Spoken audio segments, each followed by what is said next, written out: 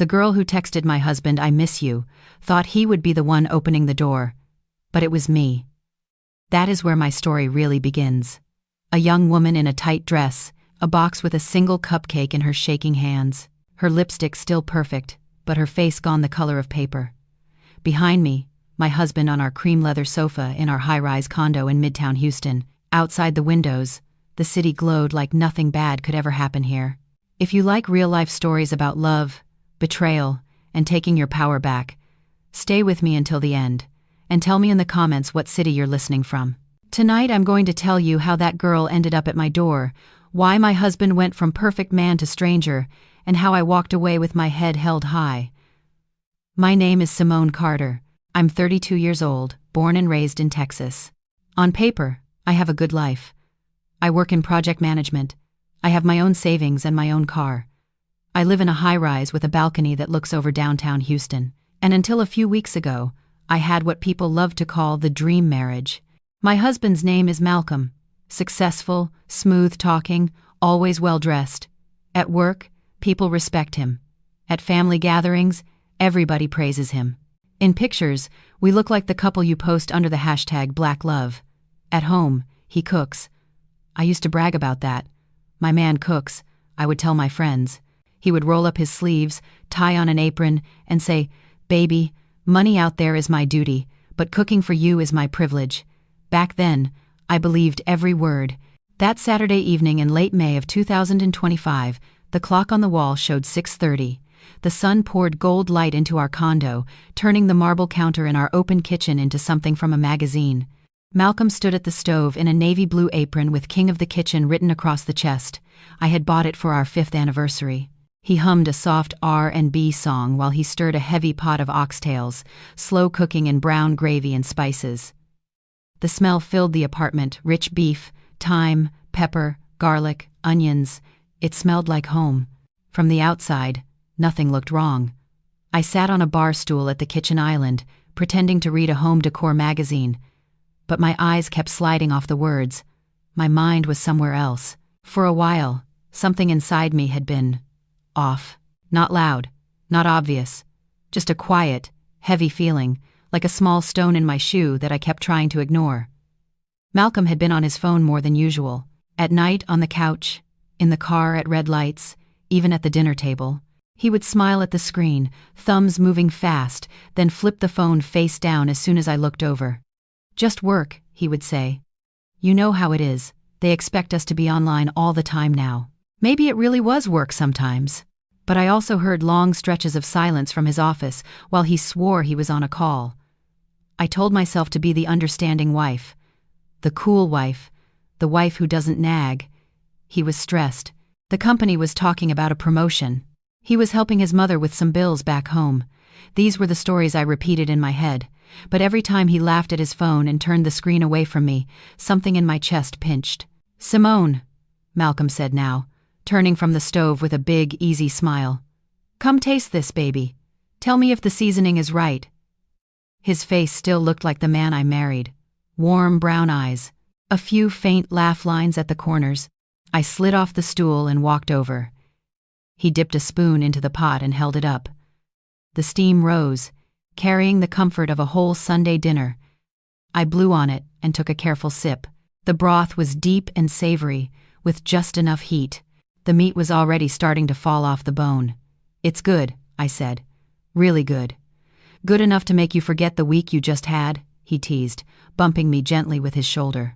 I smiled back because that was our pattern. He worked hard outside. I worked hard outside. And then he tried to make it up to me with food and jokes. On the surface, we were fine. Under the surface, a thin crack was spreading. I just couldn't see how deep it went yet. I walked back to my seat at the island. The warm yellow lights under the cabinets glowed softly on the marble. Malcolm's brand new iPhone lay on the counter between us, black screen turned up toward the ceiling, quiet and still. He had bought it to celebrate his promotion. He took a selfie with me in the parking lot and posted it with the caption, "New level with my favorite girl." That night I went to bed feeling like I had done something right with my life. Now that same phone just sat there, dark as a secret.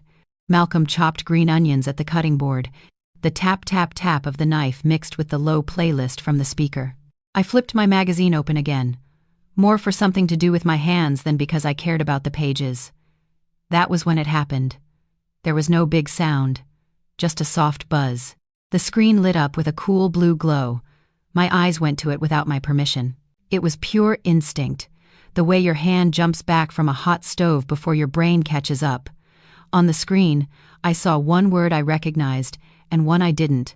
The contact name said, Kayla, intern, and under it, in the message preview, I read, "Boss, I miss you." For a second, everything in the room seemed to stop. The music faded into the background. The smell of oxtail turned into just heat. The sound of the knife went quiet. It was like someone had pressed pause on my whole life. "Boss, I miss you." The words were simple. My mind tried to twist them into something harmless. Maybe it was a joke. Maybe she was talking about missing the team. Maybe he had never seen this message. Maybe Simone? Malcolm's voice cut through my thoughts. "You good?" I realized I had been staring straight ahead, not moving. My hands were gripping the magazine so hard the pages were bending. I forced my fingers to relax. I swallowed. "Yeah," I said, the words sticking a little in my throat. "Just tired." He nodded and turned back to his pot, humming again like nothing had changed. But something had changed. Inside my chest, my heart was beating too fast and too hard for a quiet Saturday night. My mind was racing in circles, bumping into the same questions over and over. Who is Kayla? Why is she intern in his phone?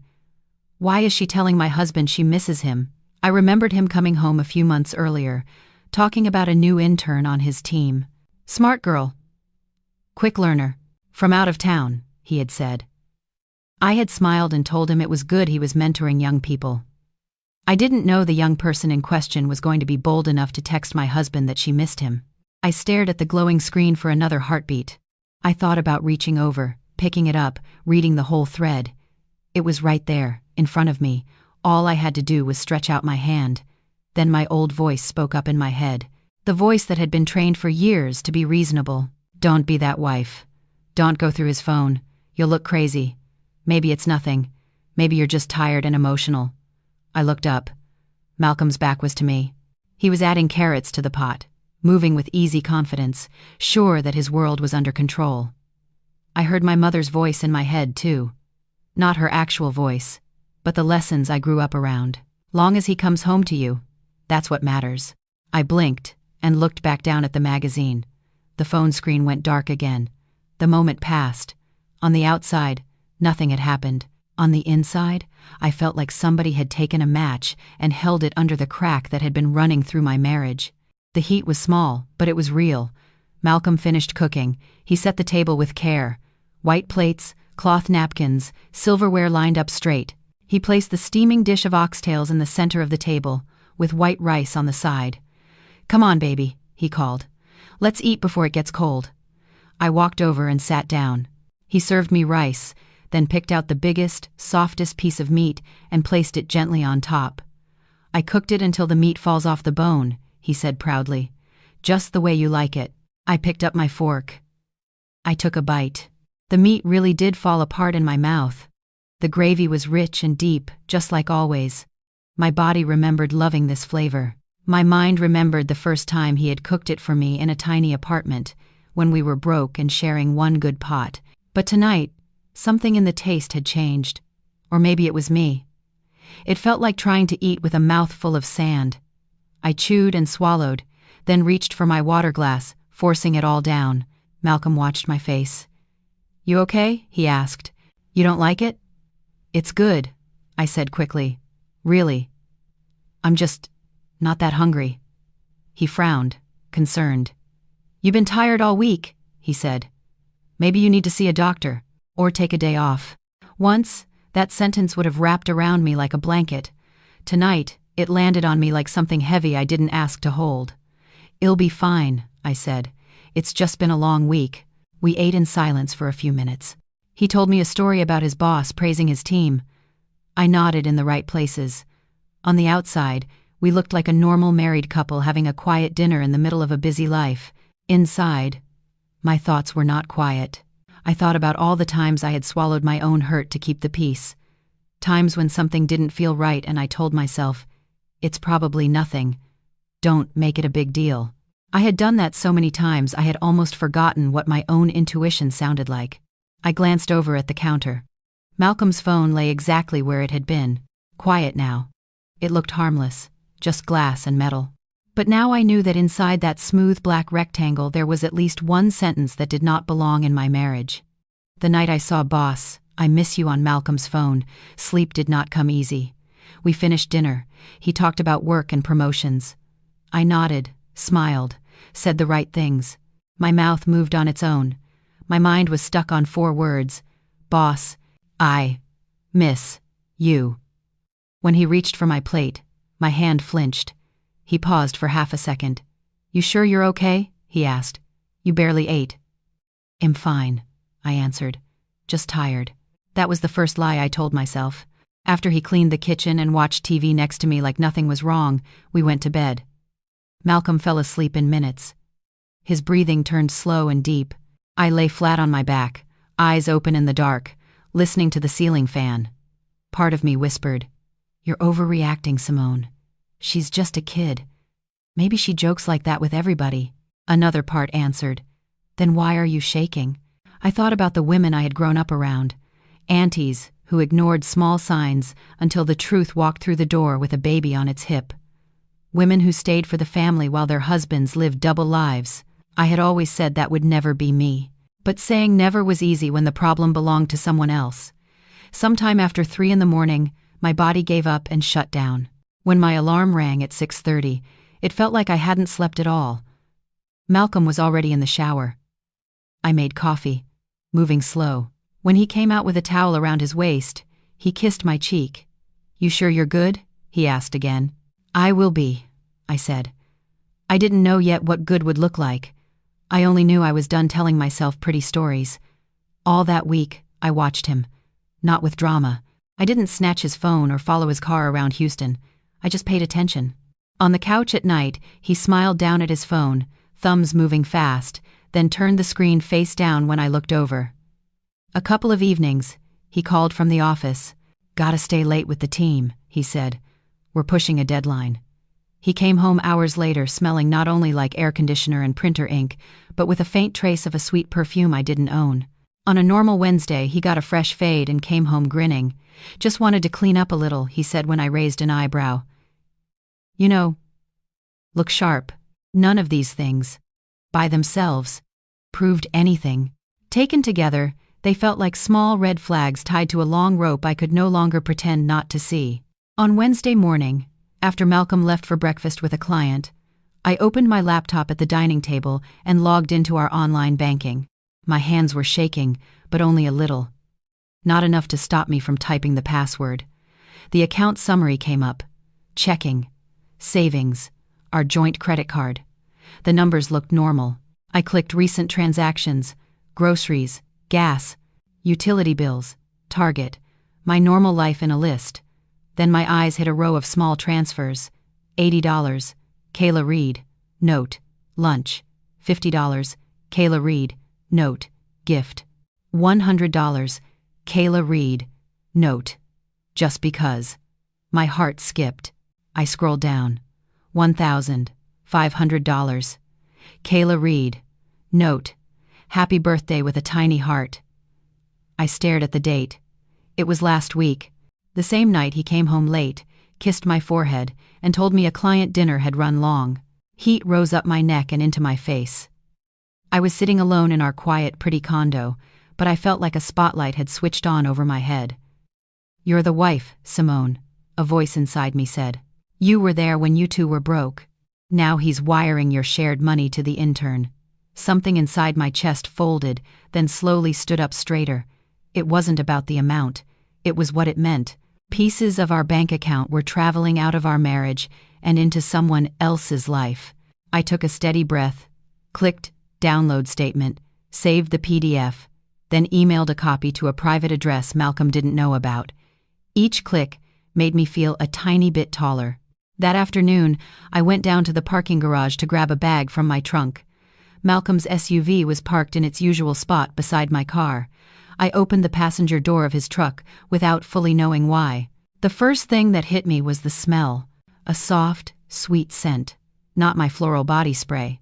Something lighter, younger. The seat was pushed back farther than I kept it, leaned at a comfortable angle, like someone had been sitting there, relaxed, legs stretched out, enjoying the ride through our city. On the dark fabric of the seat, I saw a single hair, long, brown, wavy. My hair is short and black. I do not shed long brown waves. My brain tried a weak last trick. Maybe he gave a coworker a ride. Maybe it's from a cousin. Maybe it's nothing. Or maybe it belongs to the girl who calls him boss and says she misses him. I picked it up carefully between my fingers. It was almost weightless, but it pulled hard on something in my chest. Right there in that warm concrete garage, with fluorescent lights humming overhead, I stopped arguing with what I already knew, not because I liked the answer, because pretending not to know hurts worse over time. I put the hair into a small plastic snack bag from my purse, sealed it, and slipped it back into my bag. It was not about having a TV show-style evidence bag. It was about not gaslighting myself anymore. That evening, Malcolm came home late again. "Deadline," he said. "We had to fix some last-minute changes." He kissed my cheek. I smelled the faint trace of that same light perfume under his cologne. He went straight to the shower, humming. While the water ran, I looked up at the top shelf of our bookcase in the living room. An old iPad sat there. He almost never used it anymore. Months before, I had borrowed it to stream a recipe video and noticed he was still logged in to all his apps. My heart pounded in my ears as I dragged a chair over and took the tablet down. The screen came to life with a soft glow. Mail, calendar, bank, WhatsApp. I tapped the green icon. His conversations popped up. Family, friends, work chats. At the very top, I saw her name, Kayla. I tapped it. The chat thread filled the screen. Messages went back weeks, then months. Gray bubbles, green bubbles, emojis, pictures. I didn't read every single line. I didn't need to. A few stood out and burned themselves into my brain. "You always make my day better. I wish I could see you tonight. You looked so cute at the meeting." Her, "I hate going home after we hang out. I miss you already." His reply, "I miss you too, baby. Don't worry. Well, see each other soon." Baby, the same word he used for me when I burned the chicken or came home mad about my boss. I stared at that one line until my eyes stung. I didn't picture every detail. I didn't have to. Late client dinners, long team meetings, extra shirts and haircuts for just another workday. I knew what it added up to. I pressed the power button and put the iPad back exactly where I had found it. My hands still shook, but my mind was strangely clear. He was not just a stressed man texting a silly intern. He was a married man telling another woman he missed her already. For the rest of that week, I walked around our condo like a guest. I went to work. I answered emails. I joined Zoom meetings and said, "Sounds good," when people asked my opinion. I paid bills, did laundry, made the bed. At night, Malcolm cooked or ordered in, telling me about how close he was to the next promotion, how we were going to level up, how much he appreciated having a wife who held things down. I listened and let the words float past me. He thought he was building our future. Without knowing it, he was also building my case.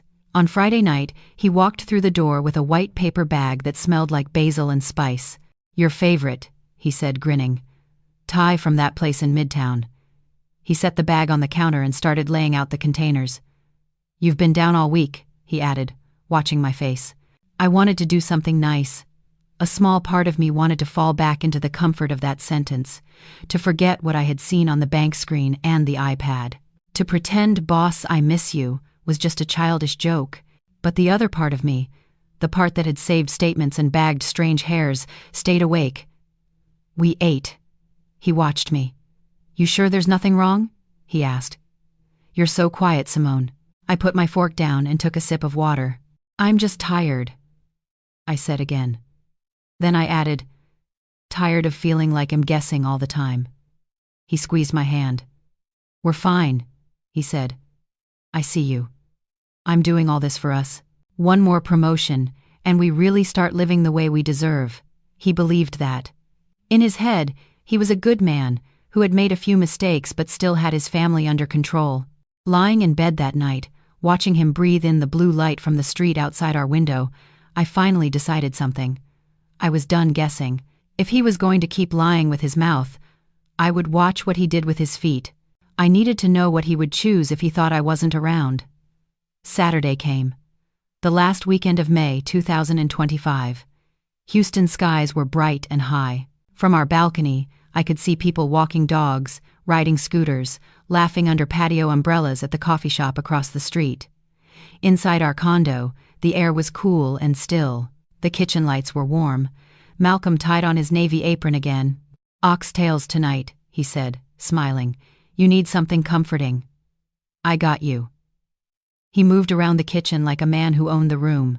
He pulled out the heavy pot, seasoned the meat, turned on the flame.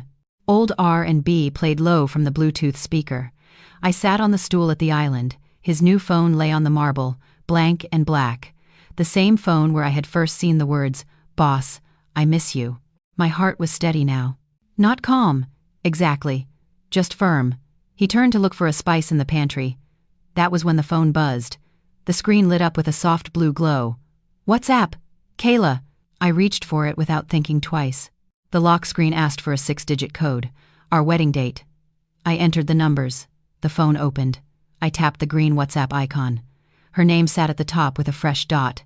I opened the chat. Her message was short. "Boss, I miss you. Are you okay? You sounded stressed yesterday." I didn't scroll. I didn't read any more of their sweetness or lies. I clicked in the reply box. The keyboard appeared at the bottom of the screen. For one breath, I just looked at the empty space. My fingers hovered, waiting for my mind to catch up. This was the line I was about to cross. Not against him. For me. If I did nothing, I would go on living in questions. If I did this, the answers might hurt, but they would be real. I typed, "Come over. My wife isn't home tonight." I read it once. It was simple. It sounded like him. Then I tapped send. The message slid up in a blue bubble. A second later, 2 gray checkmarks appeared under it. Then they turned blue. Seen. My lungs felt tight, like I had been holding my breath all week, and finally exhaled. I took a screenshot, my thumb moving fast out of pure survival.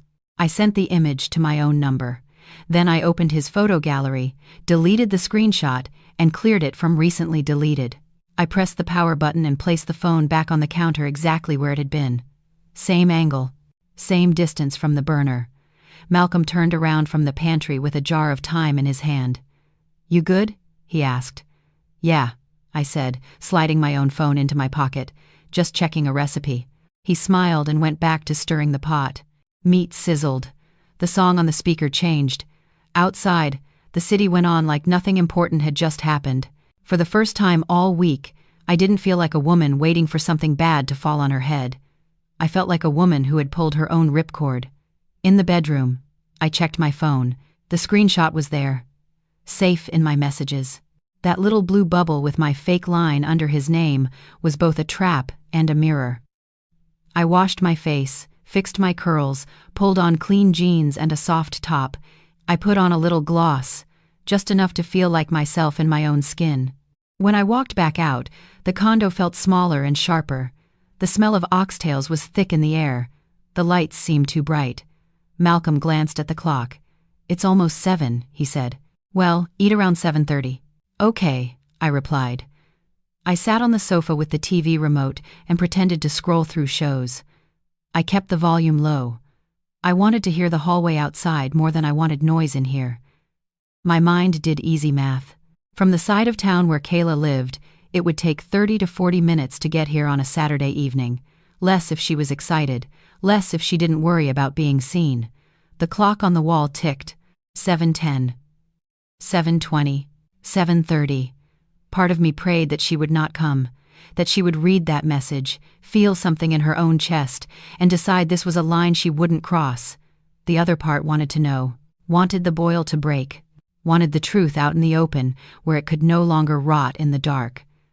A little before 8, Malcolm came and sat on the other end of the sofa. "You want some fruit for dessert later?" he asked. "We still got those Honeycrisp apples." "I'm okay," I said.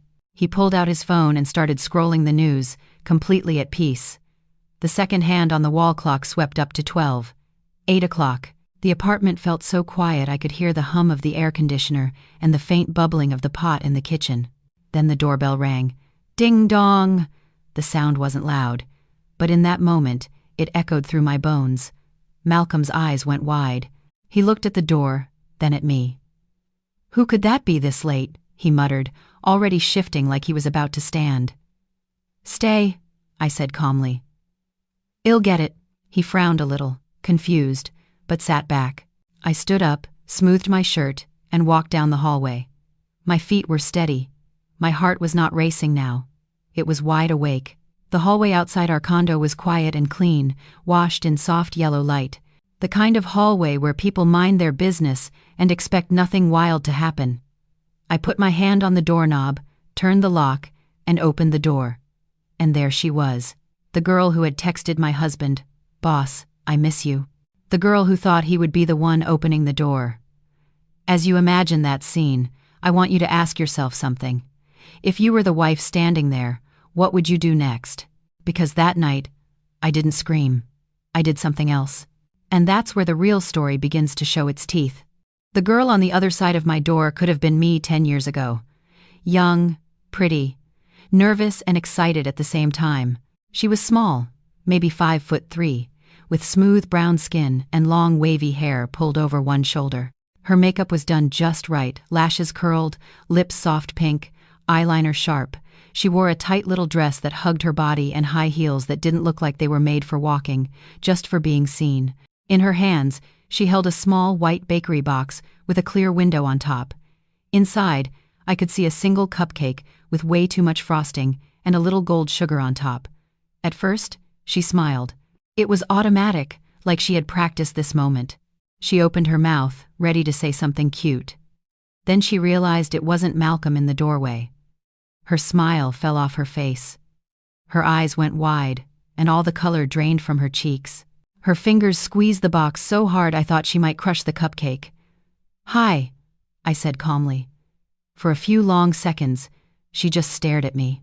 Her gaze flicked from my face to the hallway behind me, to the inside of our condo, then back to me like she was trying to wake up from a dream. This was not the script she thought she was walking into. Up close, she looked even younger, early 20s. The kind of girl who's still figuring out where the grocery aisle is in a new city, who probably grew up hearing "follow your dreams and not watch out for married men." "Can I help you?" I asked, still holding the door open, my tone polite. She swallowed hard. "Hi," she stammered.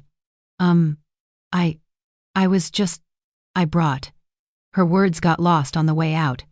Behind me, I heard Malcolm's voice call from the living room. "Who is it, babe?" I didn't turn around. I kept my eyes on her and said, in a clear voice, "Hello, Kayla. Are you here to see my husband?"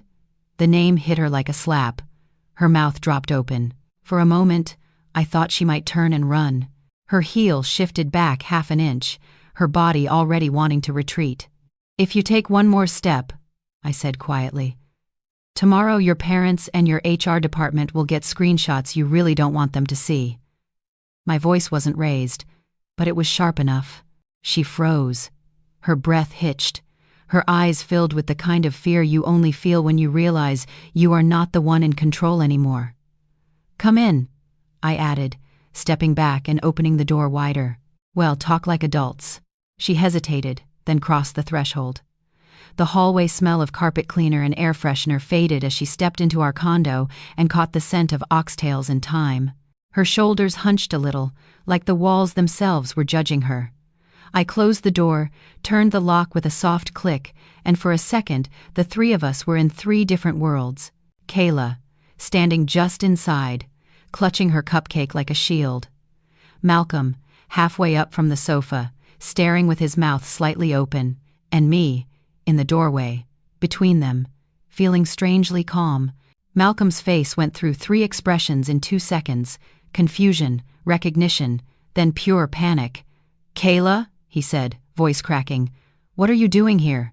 She looked at him like a dog that's just been left on the side of the road, hurt and confused and ashamed all at once. I heard you were sick," she managed, still holding the box out in front of her. I was in the area and I wanted to bring you something. To feel better. I almost laughed. Our building was tucked inside a quiet corner of Midtown. You did not just happen to be in the area. But I didn't call her out. A cat doesn't chase the mouse immediately. It lets it run in small circles first. That's so sweet, I said with a small smile. You came all the way here, at 8 o'clock on a Saturday night, with a cupcake, because my husband wasn't feeling well. I let the word husband land heavy in the air. Why don't you come sit down? I added. You've already come this far. It would be rude not to at least offer you some water. She looked like she wanted to disappear, but her feet followed my hand when I gestured toward the living room. Our cream leather sofa faced a low-glass coffee table and a single accent chair. I led her to that chair, the one opposite where Malcolm always sat. Have a seat, I said. She perched on the edge of the cushion, knees together, box still balanced carefully on her lap, spine straight like she was in front of a judge. I turned to Malcolm. Why don't you sit down too? I said. He moved as if in a daze, lowering himself onto the sofa. He chose the far end, away from me, hands clasped together, leg bouncing. I'll get our guests something to drink, I added. Kayla, would you like water? Juice? Tea? Water is fine, she whispered. I nodded and walked toward the kitchen. In the cabinet above the sink, we kept our good glasses, thick crystal ones, heavy in the hand. Right next to them sat a stack of thin, clear plastic cups we sometimes used when we didn't feel like doing dishes. I reached past the crystal and picked up one of the plastic cups. I filled it with cold tap water, watching the bubbles rise and pop. Then I took 2 porcelain mugs from the other shelf, simple white with a gold rim. The ones we used when we had company. I turned on the electric kettle. While it warmed, I dropped a bag of green tea into each mug. The choices were not about the taste, they were about the message. She was a plastic cup light, cheap, disposable. I was porcelain heavy, permanent, part of the set. When the water was ready, I poured the steaming liquid into our mugs, placed them on small saucers, and set everything carefully on a tray. The plastic cup went in the front, the porcelain mugs behind. Back in the living room, the air felt thick. Kayla stared at the floor. Malcolm stared at his hands. Neither of them spoke. I set the tray down on the glass table, the porcelain making a gentle clink. Here you go, I told Kayla, sliding the plastic cup toward her. She looked at it, then at our matching mugs, and a flush crept back into her cheeks. She took the cup with both hands, holding it like it might slip right through her fingers. I sat down on the sofa, right next to Malcolm this time, close enough that our thighs touched. His whole body went stiff. I looped my arm through his and rested my head lightly on his shoulder, the picture of a loving wife. So, I said pleasantly, looking at Kayla. You're the intern Malcolm has been mentoring. Has mentioned you. Says you're very smart and quick. Her eyes flicked up for a moment, then back down. Yes, ma'am, she said softly. I started in January. January, I repeated. So almost 5 months. I sipped my tea. It was hot, smooth, familiar. And you like it there? I asked. At the company? Yes, she said. It's a really good opportunity. I'm learning a lot. I'm sure you are, I replied. Malcolm is very good at what he does. People listen to him. He takes care of his team. The words were neutral, but the way I squeezed his arm said something else. I turned my head and smiled up at him as if we were in some commercial. Right, baby? I said softly. He swallowed. His skin felt damp under his shirt. Yeah, he muttered. We look out for each other. Hello, I'm delighted to assist you with our voice services. Choose a voice that resonates with you, and let's begin our creative audio journey together. They said they would help us with $15,000 for renovations when we finally give them a grandbaby. Kayla's plastic cup trembled in her hands. That's the plan, I went on, my tone light, like I was talking about new curtains. Work hard this year, take a trip to Galveston or maybe Cancun in the fall, then start trying for a baby in 2026. Malcolm keeps saying he wants a boy. I could feel him flinch next to me at the mention of the baby. That was our conversation. Our pillow talk, not something meant for the intern's ears. I tilted my head. Don't you think it sounds nice, Kayla? I asked gently. 2 parents. A little boy running around in the yard at the lake house. Grandparents on the porch. Her fingers slipped. The little plastic teaspoon she had been turning over and over in her hand slid from her grip and hit the saucer with a loud metallic clink. She jumped and rushed to grab it, cheeks flaming. It sounds beautiful," she stammered, not meeting my eyes. "I'm sure you'll be very happy." For a second, I felt something almost like pity. Almost. Then I remembered who had texted my husband at 8 p.m. on a Saturday night to say she missed him. I took another slow sip of tea. The room felt even smaller now, all of us squeezed into a triangle nobody wanted to be in. I decided it was time to pull on a different thread. "Kayla," I said, tilting my head as if I was thinking out loud. "You said you brought Malcolm a cupcake because you heard he wasn't feeling well?" She nodded quickly.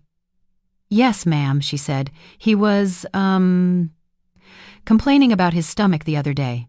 So I wanted to, do something nice." I murmured. "That's interesting." I turned my face toward Malcolm, narrowing my eyes slightly.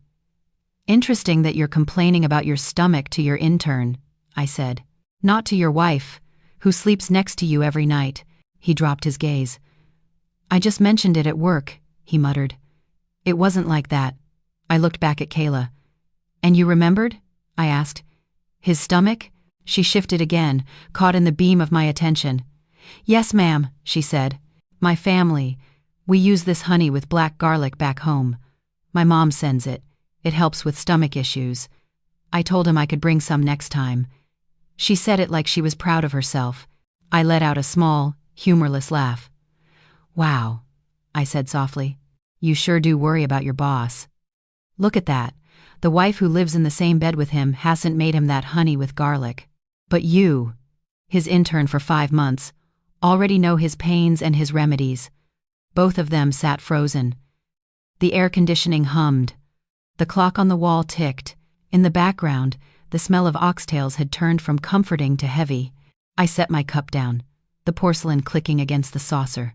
"You know," I continued, "these days the news is full of stories about workplace scandals, affairs, power dynamics, women texting other women's husbands like it's a game." I reached over to the table and picked up my own phone. I swiped the screen, pretending to check something.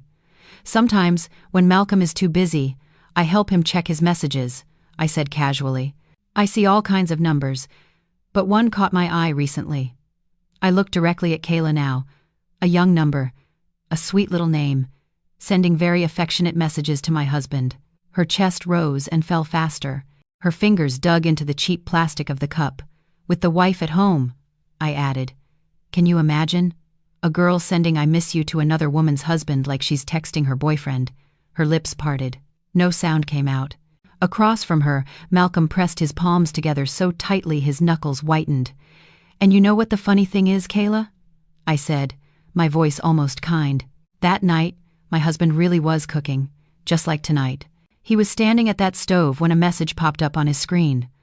I held her gaze, not blinking. It said, "Boss, I miss you." Her eyes filled with tears, but they didn't fall yet. They hung there, heavy. I saw it. I went on. I unlocked his phone. I opened WhatsApp. I leaned forward slightly, and I was the one who replied. Silence pressed down on all three of us. I typed. I said slowly, "Come over. My wife isn't home tonight." The words hit her like a physical blow. Her shoulders jerked. Her hand slipped again, water sloshing over the rim of the plastic cup onto her fingers. She looked at me like I was some kind of monster. Or maybe like she had just realized she wasn't the hunter at all, she was the prey who had walked into someone else's trap. "I sent it," I repeated. "Not him, me. I wanted to see what kind of woman would show up at my door." Her mouth opened and closed. No defense came out. Behind me, I could feel Malcolm staring at me, shocked, horrified, like he was seeing me for the first time. I stood up slowly. "Now I've seen her," I said. I smoothed my shirt, feeling the fabric under my palm. "One down," I thought to myself. Kayla didn't even try to answer me. She clutched the cupcake box like it was the last solid thing in her world and shot to her feet. I have to go," she whispered. Something came up. I'm sorry. I shouldn't have. Her voice broke. She grabbed her purse from the floor, the strap catching on the arm of the chair. The box tilted, almost slipping from her hands. Frosting smeared against the clear plastic window. Malcolm half rose from the sofa, like he was thinking about following her, or at least walking her to the door. I put my hand on his thigh and squeezed. Hard. Sit, I said quietly, without looking at him. His body froze. He sank back down. Hello. I'm delighted to assist you with our voice services. Choose a voice that resonates with you, and let's begin our creative audio journey together. She looked scared. Not of me exactly, of what I held in my hands, in my phone, in my voice. Of what I could do with everything I had just seen, and everything I already knew. I stepped close enough that I didn't have to raise my voice. Next time you think about coming to see my husband, I whispered, call first. If you're wandering these halls at night, the neighbors might think you do something shady for a living. This is a respectable building. Her lips trembled. I leaned in just a little more. And remember this, I added. Malcolm's wife is not always out of the house. Sometimes she's right here, watching. Whatever color was left in her face vanished. Yes, ma'am, she choked out. I'm sorry. She yanked the door open and almost ran down the hall, heels clicking too loud on the polished floor. Her small figure shrank with each step until the elevator doors opened and swallowed her whole. I stood there for a beat, listening to the soft whoosh of the elevator. The hallway went quiet again, like nothing unusual had happened. Inside my chest, something unclenched. One down, I closed the door gently. The lock clicked into place with a dry finality. The smile I had been holding, the polite, controlled, social one, slid off my face like a mask. The apartment felt different now. The warm lights seemed harsh. The walls felt too close. The cozy furniture Malcolm and I had picked out together looked like props in someone else's play. I walked back toward the living room. Malcolm was still on the sofa, exactly where Eid left him, hands clasped between his knees, head hanging. He looked up when he heard my footsteps. His eyes were red around the edges. Fear and shame wrestled on his face. Simone, he started, voice small. Baby, listen, I didn't answer. I reached for his phone on the coffee table. The shiny glass surface still held a faint smudge where my fingers had been earlier. I looked at him, then at the phone, then lifted my arm and slammed it face down on the glass tabletop. The crack was sharp and clean, slicing through the air. The screen shattered into a spiderweb of broken lines. Both of us jumped. Malcolm stared at his phone like it was a living thing that had just been shot. I crossed my arms over my chest. Explain yourself, I said. My voice didn't shake. It was flat and cold. He swallowed. She just showed up, he stammered. I didn't know she was coming. She must have misunderstood. We're just coworkers, Simone. She's young. She's immature. I cut him off with a short, bitter laugh. Coworkers? I repeated. A coworker sends you I miss you at 8 o'clock on a Saturday night. A coworker knows your stomach issues, your favorite shows, your little stress habits better than your wife does. A coworker shows up at your door thinking your wife isn't home. He opened his mouth. Nothing came out. We've been together 6 years, I went on. You think I don't know your tells by now? The way your eyes jump when you lie, the way you grab your phone like it's a life jacket, the way you almost had a panic attack when that doorbell rang. He dropped his gaze to the floor. Silence spread between us, heavy as wet concrete. He didn't deny it again. He didn't have to. I turned away from him and walked to the sideboard by the wall, where my purse sat.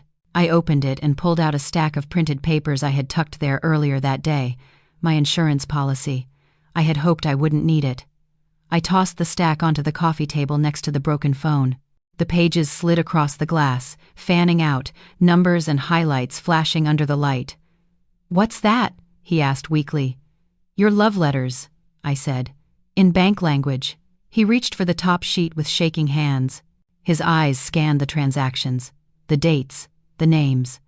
I watched his face land on the $1,500 transfer to Kayla. The note, happy birthday.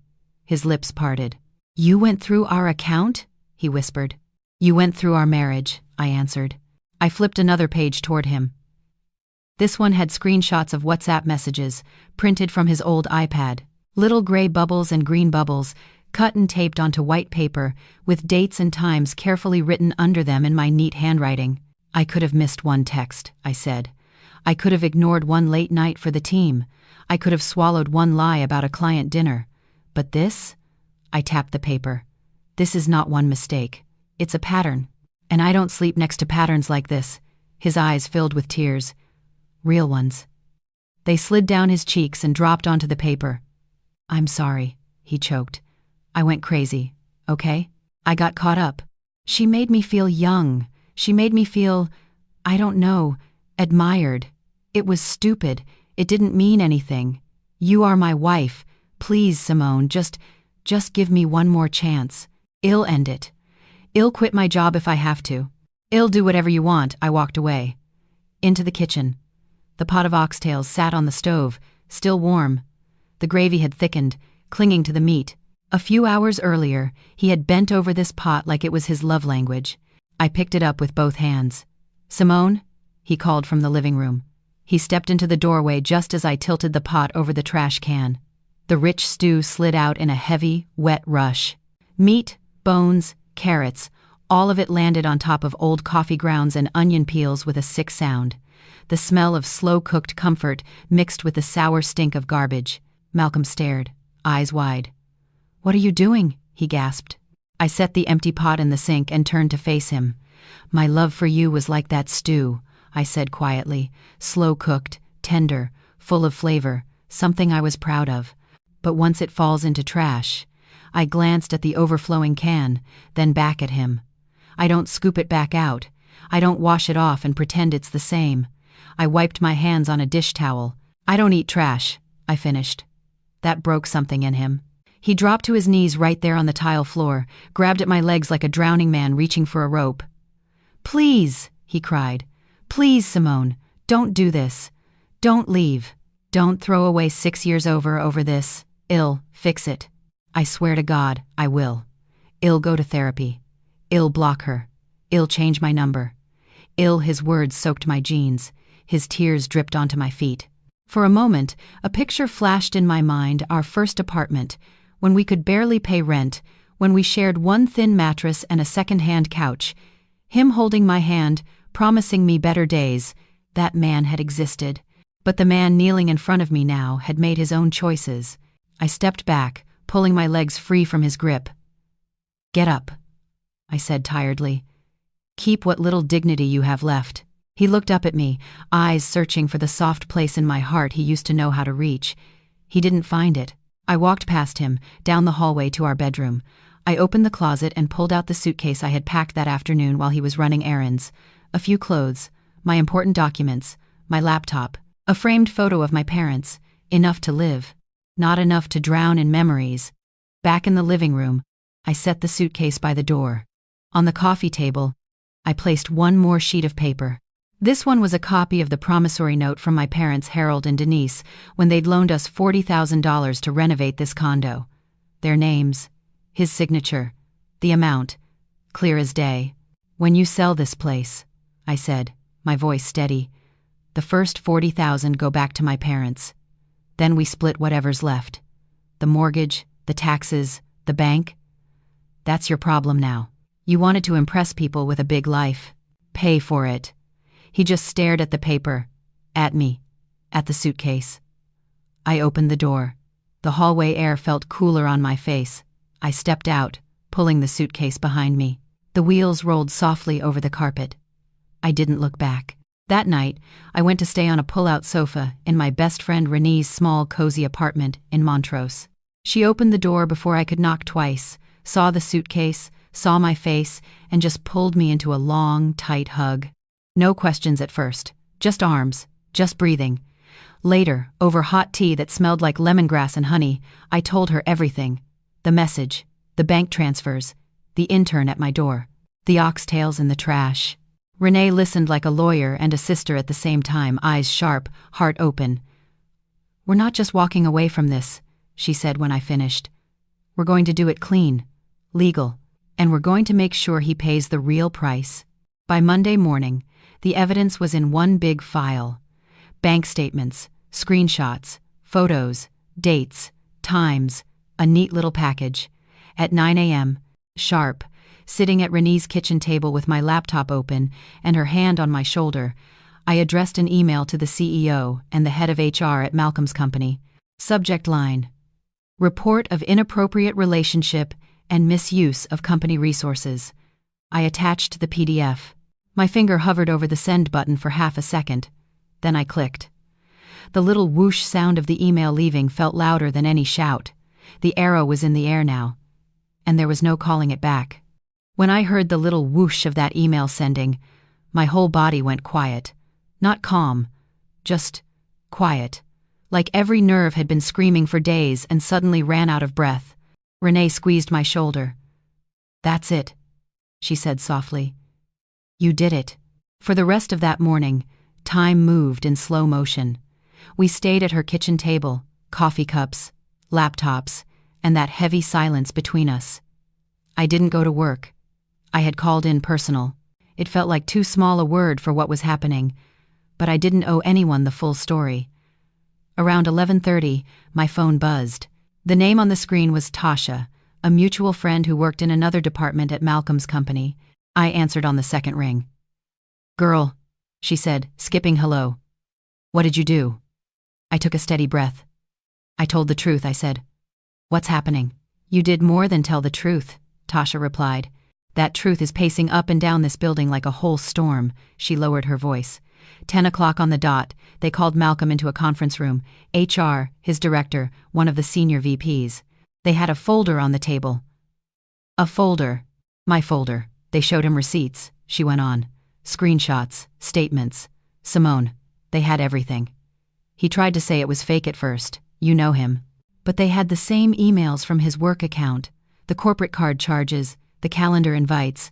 I pictured him in that glass-walled conference room in downtown Houston, the same one where he had bragged about closing deals. Only this time, he was the one being closed on. They suspended him without pay right there, Tasha said. Security came in. "DeAndre, you remember him?" I did. A tall, soft-spoken guard who always held the door open for me when I visited Malcolm's office for holiday parties. They told Malcolm to pack up his things and walk out, she continued. No warning. No, well, think about it. Just you broke the rules. We're done. For a moment, I saw it as if I were standing in the hallway. Malcolm walking past the rows of desks, his box of personal stuff in his arms, the same coworkers who once laughed at his jokes now pretending to be busy, eyes flicking up, then away. "How did he look?" I asked quietly. "Like somebody took the floor from under him," Tasha said. "Like he never imagined consequences could actually land on him. People are already whispering, and they will whisper for a while." She paused, then added, "They called Kayla in right after. She left with a little cardboard box, too." My jaw tightened. "What did they tell her?" I asked. "That she violated the code of conduct, created a hostile work environment, all that," Tasha said. "Her internship's over, effective immediately." I thought about the girl at my door, eyeliner running, clutching a cupcake. A part of me felt a sharp satisfaction, another part felt something closer to tired. "Thanks for telling me," I said. "I know this isn't fun to sit in the middle of." "Look," Tasha replied, her voice softening. "I don't condone mess, but he made his choices. You just turned the lights on. Don't let anybody make you feel guilty for flipping a switch." After we hung up, I set my phone face down on the table. "Has suspended," I told Renee. "Escorted out. She's gone too." Renee nodded once. "Good," she said. Step 1. I waited for a feeling. Guilt, joy, regret. Something big. Instead, what washed over me was a plain, steady acceptance. This is what happens when you build your castle on lies. The next few days, my phone turned into a battlefield. First came the calls from Malcolm. At the beginning, his voice was still smooth around the edges. "Simone, baby, can we just talk?" he said in one voicemail. "You didn't have to go this far. I know I messed up, but you cost me my job, my entire career. Please, just withdraw the complaint. We can fix us without bringing work into it." I deleted the message. Then came the texts. "You went too far. You ruined my life. You're cold. I thought you loved me." I read them once and archived the thread. Not because they didn't hurt, because I refused to let his version of the story rewrite mine. Then his mother called. The name Loretta flashed on my screen. I hesitated, then pressed accept. "Simone?" she said, voice already thick with tears. "What did you do to my son?" I leaned my head back against Renee's couch and stared at the ceiling. "What did he tell you I did?" I asked calmly. "He told me you accused him at work," she said, "that you sent things to his boss. They fired him. Do you know how hard he worked to get that job? Do you know how many people he supports?" "Yes," I said quietly, "including an intern." She ignored that. "Men stray," she said, as if she was reading from some old family script. "That's what men do. A woman keeps her home together. Your grandfather did worse, and your grandmother stayed. If you leave every time a man looks at another woman, you'll be alone your whole life." I closed my eyes. "Aunties have been saying that for generations," I said. "Look where it got them." "We're talking about my son?" she snapped. "You made him lose his job, his reputation. He chose to sleep with somebody who reports to him." I cut in, my voice still even. "He used our joint money to buy her gifts. He told her he missed her while I waited for him to come home. I didn't put his hand on any of that. I didn't ruin his job. I just stopped covering for him." There was a long pause on the line. "You're really going to throw away your marriage over this?" Loretta whispered. "Yes," I said. "To be clear, I'm not throwing away anything. I'm refusing to throw myself away." She started to say something else, but I had reached my limit. "I'm sorry you're hurting," I said. "I wish your son had thought about that before he did what he did." Then I hung up. It wasn't dramatic, just a soft click. After that, I blocked Malcolm's number and his mother's. Some people would say that was cold. To me, it was a boundary. Summer came. Houston heat baked the pavement. The storm inside my life slowly moved from thunder to paperwork. Renee filed the divorce petition in June. Malcolm tried, half-heartedly, to talk about working it out, but the evidence was too heavy, the trust too broken. By August, we stood in a family courtroom in Harris County. He looked smaller. His hair had grown out unevenly. His beard was patchy. The sharp suits he used to wear to work were wrinkled, like he had pulled this one from the back of the closet. I wore a simple dress. Nothing flashy, just clean lines and a steady spine. Renee stood beside me at the front table, papers neatly organized, her voice calm and professional. Malcolm had a lawyer too, but his arguments sounded thin even to my ears. The judge listened. Documents were entered. My stack of proof bank transfers, messages, the promissory note to my parents became part of the official record. When it came time to discuss property, Malcolm tried to hold on to the condo.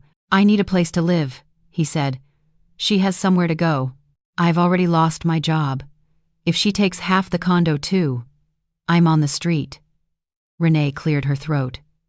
"Your Honor," she said, "my client is not taking anything that doesn't belong to her. She's simply asking for her legal share. She is also waiving any claim to his retirement accounts, as long as the sale of the marital home covers the $35,000 of equity due to her, plus the $40,000 owed to her parents under this signed note." She slid the promissory note forward. The judge looked at it, then at Malcolm. "Did you sign this?" the judge asked. Malcolm stared down at the paper. "Yes," he said quietly. "And have you repaid any of this amount to your in-laws?" the judge asked. "No," he admitted. The judge nodded slowly, as if adding numbers and choices in his head. "In that case," he said, "the fairest option is to sell the condo, satisfy the mortgage, repay the $40,000 to the wife's parents, and divide the remaining equity according to law. Given Mr. Carter's current employment situation, that will give both parties a chance to start over." The word "start over" landed between us like a gavel. A few signatures later, 6 years of marriage were ink on paper. When it was done, Malcolm stood in the hallway outside the courtroom, watching me. "I never thought it would end like this," he said softly. "Me neither," I answered. "But you made sure it did."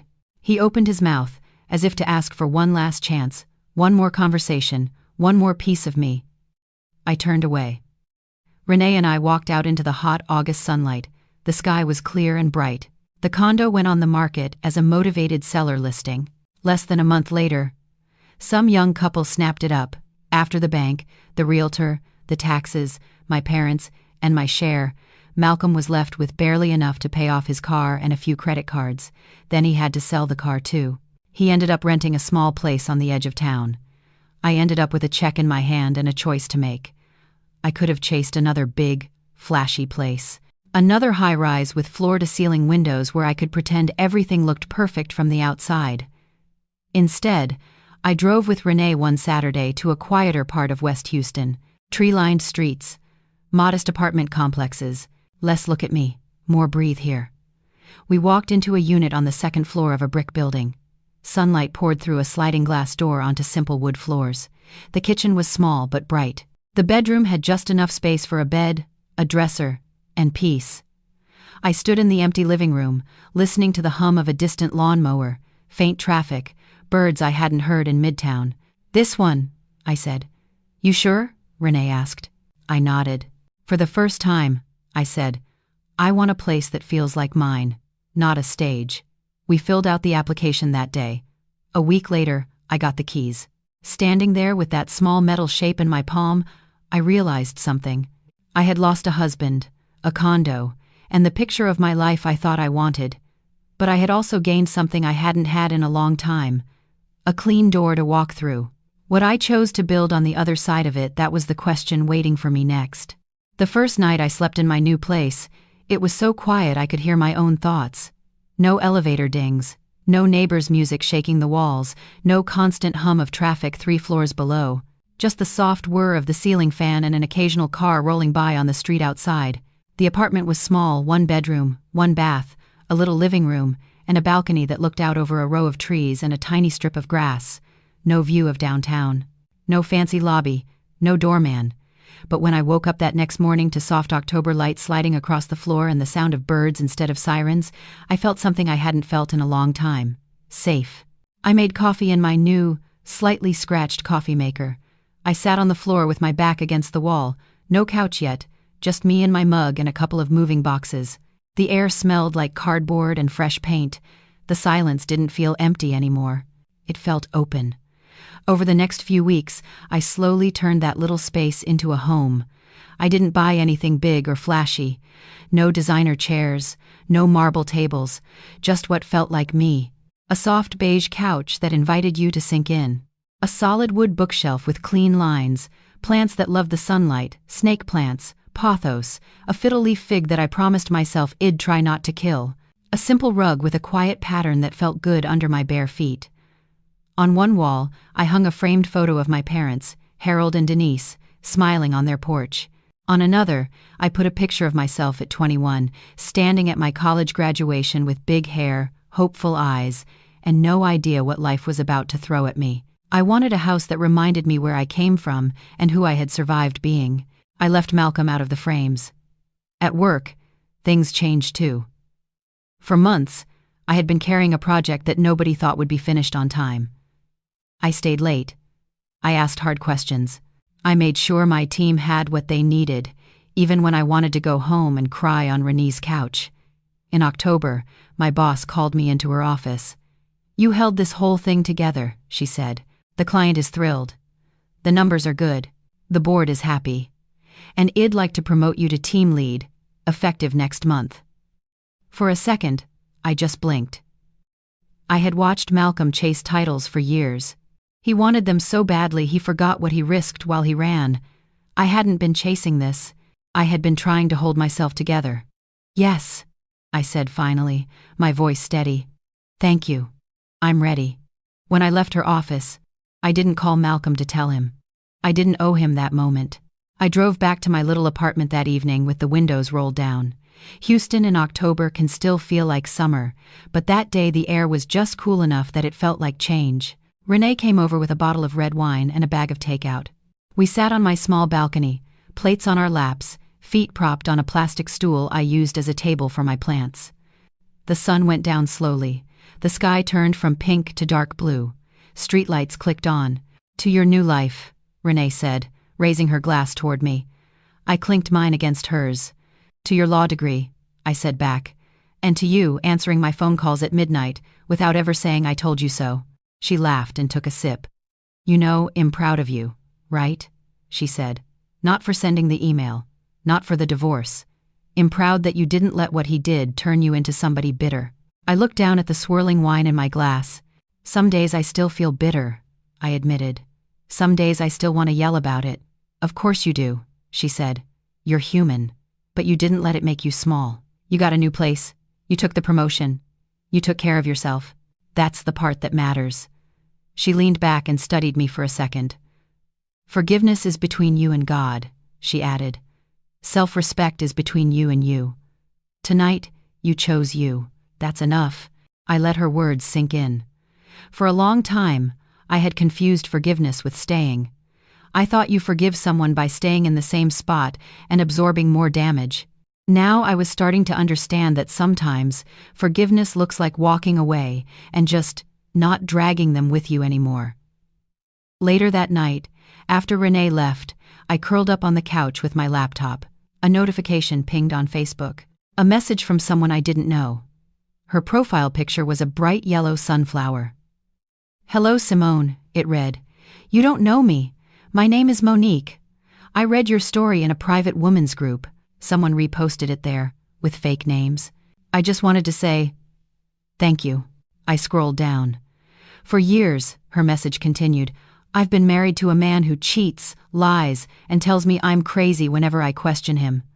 I'm 45. I thought it was too late to start over.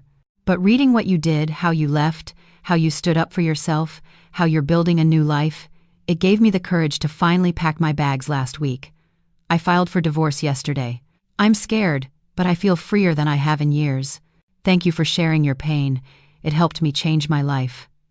My eyes blurred over the last line. I leaned back against the cushion and let out a long breath I didn't realize I was holding. For months, my story had felt like something that happened to me in the dark, something ugly and sharp and private. Now here it was, out in the world, somehow turning into a flashlight for a stranger. For the first time, my pain felt useful, not justified, not worth it. Nothing makes betrayal worth it. But at least it wasn't wasted. I typed back, I'm proud of you, Monique. Walking away is not failure. It's choosing a different kind of courage. One step at a time is enough. You're not alone. When I closed my laptop, the apartment was quiet again. The plants on the shelf cast soft shadows on the wall. The city hummed on the other side of my closed window, but the noise stayed out there. I walked to the balcony and stepped outside one more time. The air was cool on my skin. Somewhere far off, a siren wailed and then faded. I wrapped my arms around myself and stared at the sky. I'm Simone Carter, I said softly. To nobody, and to everyone. I'm 32. I'm single. I pay my own rent. I buy my own groceries. I sleep in a bed that doesn't lie to me. And for the first time in a long time, I can say this. I paused, feeling the truth of it rise up from somewhere deep. I'm actually happy. Not every day. Not every hour. There were still moments when a smell or a song or a certain time of day punched an old bruise in my chest. There were still bills and bad meetings and nights when the bed felt too big. Life didn't turn into a movie just because I left my husband, but the bitterness that used to sit heavy in my throat had started to dissolve. In its place, something else was taking root. The taste of my own freedom. You know, people ask me sometimes, Simone, do you think you'll ever trust a man again? I don't have a full answer to that yet. Maybe one day I'll meet someone who understands that loyalty means more than grand gestures and pretty words. Maybe one night my doorbell will ring again, and it won't be an intern with a cupcake. It will be a man with flowers and a history of showing up the right way. Maybe I'll tell you that story in another video one day, or maybe I won't. Maybe the story after this one won't be about a man at all. Maybe it'll be about how I took a solo trip, or started a business, or became the crazy auntie who spoils everybody's kids and never apologizes for taking up space. Right now, I'm not in a hurry to find out. Right now, I'm busy learning how to love the sound of my own life when it isn't wrapped around somebody else's choices. And if you've listened all the way to this point, I want to turn this back to you. What do you think happens next for me? Do you see me staying happily single, decorating this little apartment and stacking up promotions? Or do you see me, one day down the line, giving love another chance with my eyes open and my standards higher. Tell me what you think in the comments. And if this story touched you, if it made you feel seen, or a little braver, or a little less alone, please take a second to like this video, subscribe to the channel, and share it with someone who might need to hear that walking away is not losing its choosing. Now, before we say goodbye, I want to thank you, from my heart, for staying with me all the way to the end of this story. If you enjoyed spending this time together, hit that subscribe button so you don't miss the next life story. If you didn't love every part, tell me in a comment what would you change, what would you like to hear more about. And if you still feel unsure how you feel about this video, go ahead and press the like button anyway, so I know I need to keep learning and bring you even better stories next time. Thank you for listening all the way through. On your screen, you should see a couple more stories from my channel. Tap one of them now, and come with me into the next chapter of somebody else's life, with love and with respect. This is Simone. I'll see you in the next story.